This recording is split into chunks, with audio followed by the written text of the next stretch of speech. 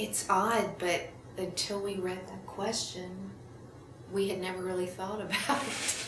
So it must be pretty natural. It doesn't seem No. hard at all. If anything, it's fun because if you have an idea for a song or something, the other one's usually always more than willing to jump in, and that's how a lot of the record came about. Just sitting around right here on this couch, and it's like, what do you think of this? And so I think that's cool. But if you added this, and then it, things would grow out of that. So. And I think there are a lot of times that one of us might not be inspired and might not really be in the place where writing was on his or her mind that day. Mm-hmm. And like he said, the second that somebody comes in, it's like, hey, this just hit me. What do you think about this? And then next thing you know, the switch is on. And so a lot of times you are inspired and write when you normally wouldn't. So you kind of can feed off each other then? Yeah. Mm-hmm. And I think that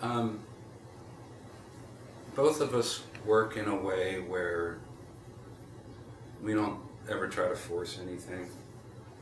So, even if I go, hey, I got this idea, and she just looks at me like not feeling it, that's the end of it. And vice versa. It's not like, well, we've got to write a song today. I don't care. If I don't write a song for 3 years, I don't care. Because what's going on during those 3 years is the ideas are building up, and so it's experiences. And I think we both kind of look that way.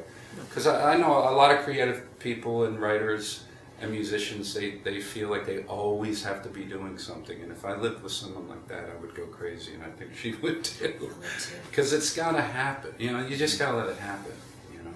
And pretty much everything that we've written happened, at least initially, in a very spontaneous way. We don't book appointments with each other and sit down and say we're going to write. I'm not an appointment writer. So it always at least starts off that way, and then then from that point it can be a work in progress for a long time. It's not like we have to finish it now because we've started it. So yeah.